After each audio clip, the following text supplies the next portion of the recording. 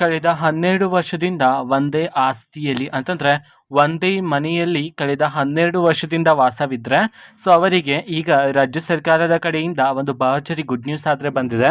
So ಬನ್ನಿ ಅದರ ಬಗ್ಗೆ ನಾವು ಈ ವಿಡಿಯೋದಲ್ಲಿ ಮಾಹಿತಿಯನ್ನು ತಿಳ್ಕೊತಾ ಹೋಗೋಣ.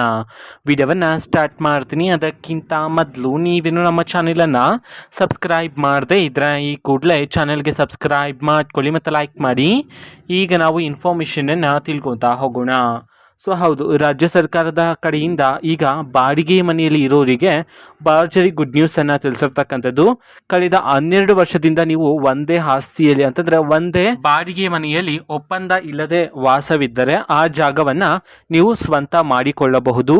ಓಕೆನಾ. ಸೊ ಕರ್ನಾಟಕದಲ್ಲಿ ಈಗ ಈ ಒಂದು ಹೊಸ ಮಾಹಿತಿ ಆದರೆ ಬಂದಿರತಕ್ಕಂಥದ್ದು. ಸೊ ಬಾಡಿಗೆ ಒಪ್ಪಂದ ಇಲ್ಲದಿದ್ದರೆ ಸೊ ನೀವು ಬಾಡಿಗೆ ಮನೆಯನ್ನು ಸ್ವಂತ ಮನೆಯನ್ನಾಗಿ ಮಾಡಿಕೊಳ್ಳಬಹುದು ಅಂತ ಹೇಳಿ ತಿಳಿಸಿರ್ತಕ್ಕಂಥದ್ದು. ಸೊ 11 ತಿಂಗಳಿಗೆ ಒಪ್ಪಂದವನ್ನು ಮಾಡಲಾಗತ್ತೆ. ಸೊ 11 ತಿಂಗಳಾದರೂ ಒಪ್ಪಂದ ಮಾಡದೆ ನೀವು 12 ವರ್ಷದವರೆಗೂ ವಾಸವಿದ್ದರೆ ಸೊ ಅದನ್ನು ನೀವು ಸ್ವಂತಕ್ಕೆ ಮಾಡಿಕೊಳ್ಳಬಹುದು.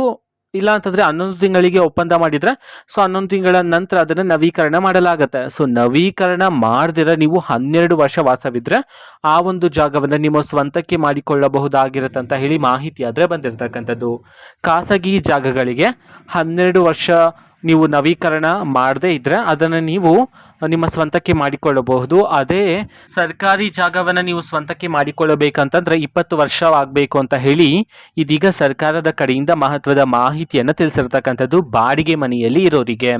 ಇದು ಇವತ್ತಿನ ಒಂದು ವಿಡಿಯೋ. ಸೊ ಇದೇ ರೀತಿ ಕಾಂಗ್ರೆಸ್ನ ಎಲ್ಲ ಯೋಜನೆಗಳಿಗೆ ಸಂಬಂಧಪಟ್ಟಂಥ ಇಂಪಾರ್ಟೆಂಟ್ ಅಪ್ಡೇಟ್ಗಳು ನಿಮಗೆ ಈ ಒಂದು ಚಾನಲಲ್ಲಿ ಈ ಮುಡಿಯಟ್ಲಿ ಸಿಗ್ತಿರುತ್ತೆ. ಅದಕ್ಕೋಸ್ಕರ ನೀವೇನು ನಮ್ಮ ಚಾನಲನ್ನು ಸಬ್ಸ್ಕ್ರೈಬ್ ಮಾಡದೆ ಇದ್ದರೆ ಈ ಕೂಡಲೇ ಚಾನಲ್ಗೆ ಸಬ್ಸ್ಕ್ರೈಬ್ ಮಾಡ್ಕೊಳ್ಳಿ. ಸಬ್ಸ್ಕ್ರೈಬ್ ಮಾಡೋದ್ರ ಮುಖಾಂತರ ನಾನು ಯಾವುದೇ ವಿಡಿಯೋ ಹಾಕಿದ ತಕ್ಷಣ ನಿಮಗೆ ನೋಟಿಫಿಕೇಶನ್ ಸಿಗುತ್ತೆ. ಅದರ ಮುಖಾಂತರ ನೀವು ಬೇಗನೆ ವಿಡಿಯೋವನ್ನು ನೋಡ್ಬೋದಾಗಿರುತ್ತೆ ಮತ್ತು ಆ ವಿಡಿಯೋದಲ್ಲಿರುವ ಇನ್ಫಾರ್ಮೇಷನನ್ನು ನೀವು ತಿಳ್ಕೊಬೋದಾಗಿರುತ್ತೆ.